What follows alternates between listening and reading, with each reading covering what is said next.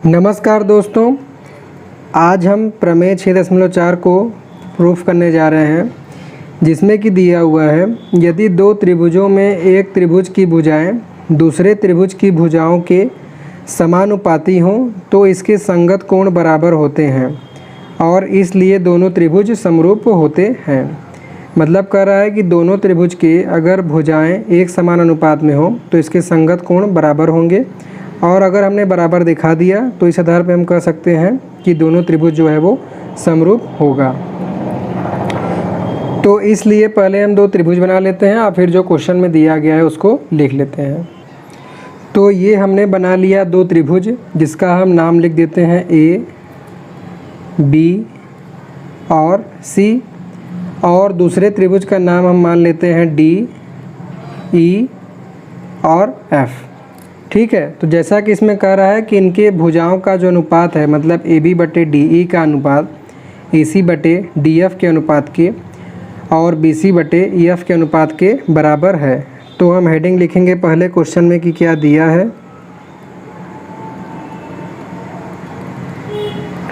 तो क्वेश्चन में जैसा कि जो दिया है उसको हम लिख लेते हैं कि त्रिभुज ए बी सी तथा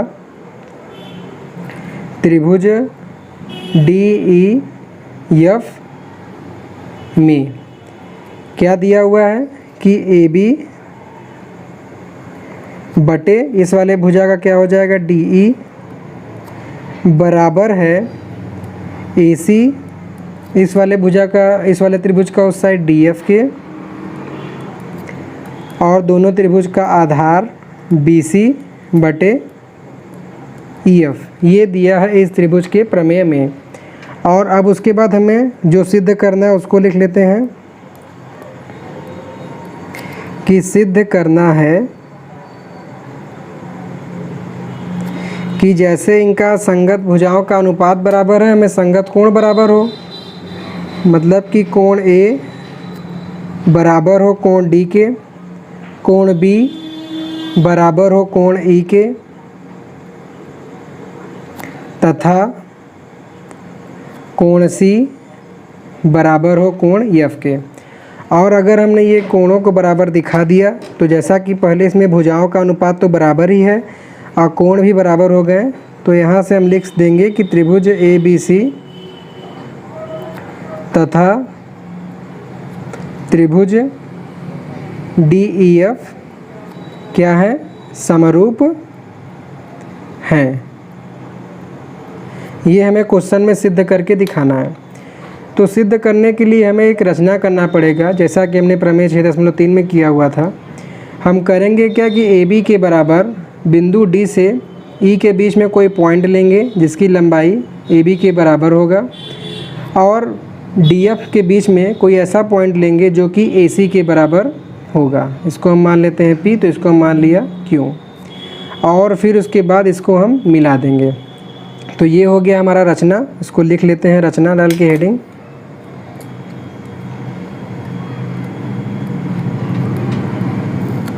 क्या किया हमने, ए बी बराबर डी पी तथा ए सी बराबर डी क्यू लिया तथा पी क्यू को मिलाया। तो ये हो गया रचना। और अब हम आते हैं उपपत्ति, मतलब कि प्रूफ पे।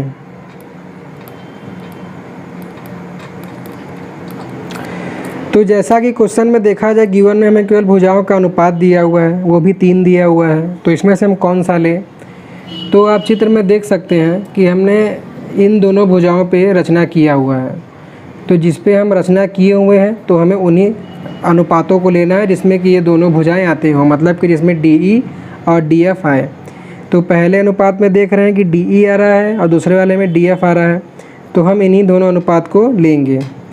ठीक है, तो यहाँ की जैसा कि दिया है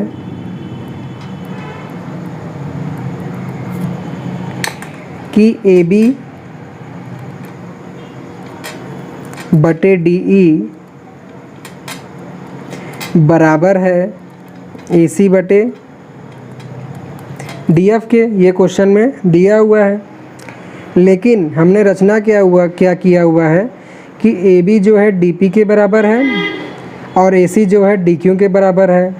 मतलब कि AB की जगह हम DP लिख सकते हैं रचना से और AC की जगह हम DQ लिख सकते हैं रचना से।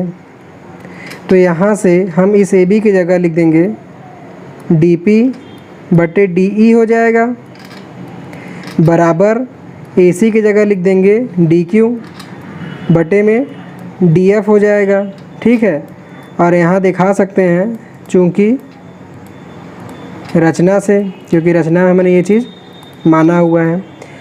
और अब अगर आप चित्र में देखेंगे तो DP बटे DE, DQ बटे DF ये दोनों त्रिभुज की संगत भुजाओं का अनुपात है और ये तभी बराबर हो सकता है जबकि PQ EF के समांतर हो। तो यहाँ हम लिखेंगे अर्थात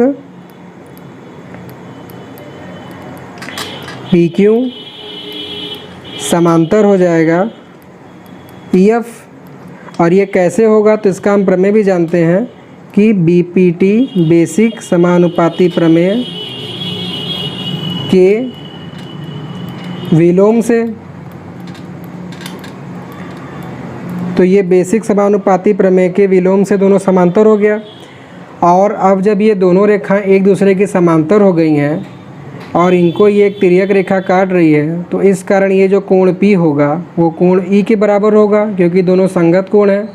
और ये जो कोण Q है वो कोण F के बराबर होगा क्योंकि कोण Q जो है कोण F के संगत है। तो यहाँ से क्योंकि ये जब समांतर हो गई हैं तो हम लिख सकते हैं कि कोण P बराबर है कोण Q, कोण P बराबर है कोण E तथा कोण Q बराबर है कोण F के। ठीक है, तो जब कोण P कोण E के बराबर हो गया, कोण Q कोण F के बराबर हो गया, तो अब उसके बाद हम इसी त्रिभुज में बनने वाले दो त्रिभुज को देखेंगे जो कि दिया हुआ है DPQ तथा त्रिभुज DEF में। तो यहाँ पे देखेंगे कि हमने भी दिखाया हुआ है नीचे कोण P बराबर है कोण E के और कोण Q बराबर है कोण F के और कोण D के तो बराबर है ही है, दोनों में कॉमन है। तो इस आधार पे हम लिख सकते हैं कि त्रिभुज DPQ समरूप हो जाएगा त्रिभुज DEF के, क्योंकि दोनों त्रिभुज के कोण बराबर हैं। और जब दोनों त्रिभुज के कोण बराबर हैं तो समरूपता के आधार पर इनके भुजाओं का अनुपात ही बराबर होगा। तो यहाँ से हम लिख सकते हैं कि इनके भुजाओं का अनुपात DP बटे DE, DP बटे DE बराबर हो जाएगा DQ बटे DF, DQ बटे DF बराबर PQ बटे EF के। ये दोनों समरूप थे तो समरूपता के आधार पे हम इनका अनुपात भी बराबर लिख सकते हैं। और अब उसके बाद जैसा कि हमें दिखाना है कि इनके तीनों कोण बड़े वाले त्रिभुज DEF के कोण के बराबर हैं, तो उसके लिए इसमें से हम वो दो अनुपात लेंगे जिससे कि हम इसको दिखा सकें। तो आप देखेंगे कि यहाँ पे हमने पहले माना हुआ है रचना से कि DP बराबर है AB, तो इस DP की जगह हम AB लिख सकते हैं। तो यहाँ से हो जाएगा AB बटे DE जो कि बराबर हो जाएगा PQ बटे EF के। और AB बराबर DP है, इसको हम यहाँ दिखा सकते हैं। ये तो हो गया यहाँ से, लेकिन क्वेश्चन में अगर आप देखेंगे तो हमें यहाँ मेंशन किया गया है, दिया हुआ है कि AB बटे DE बराबर है BC बटे EF के। ये हमें क्वेश्चन में गिवन है जो कि दिया है। तो अगर इसको हम समीकरण 1 माने और इसको हम समीकरण 2 माने तो दोनों में देखेंगे कि बायां पक्ष दोनों का बराबर है, ए बी बटे डी ई, ए बी बटे डी ई। तो यहाँ से हम लिख सकते हैं पी क्यू की पी क्यू बटे ई एफ बराबर हो जाएगा बी सी बटे ई एफ के। तो लिखेंगे समीकरण 1 व 2 से पी क्यू बटे ई एफ बराबर हो जाएगा बी सी बटे ई एफ के।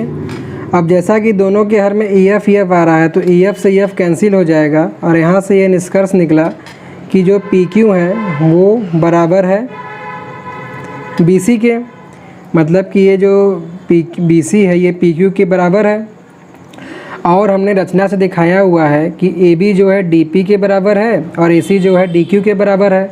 मतलब कि तीनों भुजाएं एक दूसरे के बराबर हैं तो ये एक दूसरे के समरूप हो जाएंगी और इनका समरूप होने पर जो है हम दिखा सकते हैं कि इनके कोण भी एक दूसरे के बराबर होंगे। तो उसको देख लेते हैं।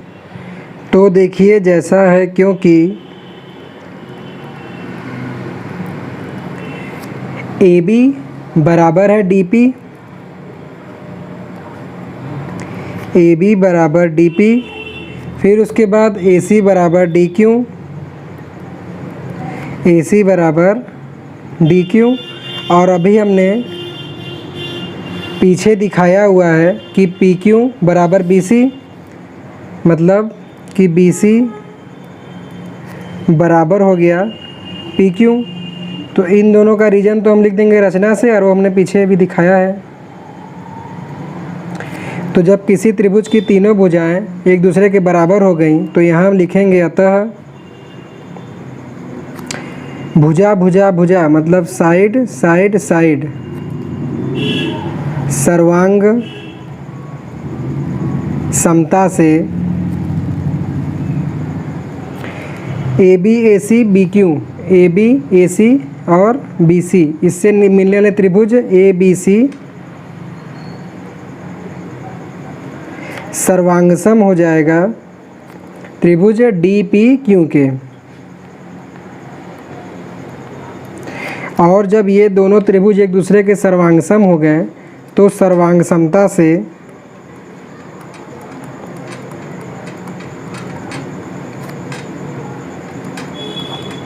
हम लिख सकते हैं कि इनके सभी कोण भी संगत बराबर होंगे।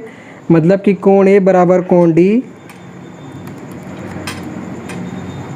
और कोण बी बराबर कोण पी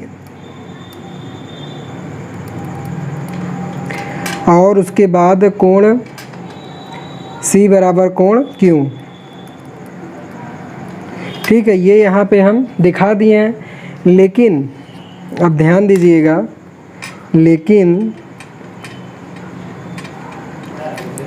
कोण P जो है हमने यहाँ दिखाया हुआ था कि कोण P जो है बराबर है कोण E के और कोण Q जो है बराबर है कोण F के। तो हम लिखेंगे कोण P बराबर है कोण E के तथा कोण Q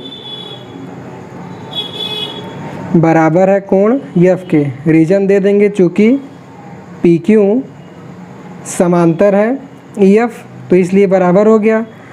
और जैसा कि समरूपता से हमने दिखाया हुआ है कोण P जो है कोण B के बराबर है और कोण Q जो है कोण C के बराबर है और यहाँ कोण P कोण E के बराबर है, कोण Q जो है कोण F के बराबर है।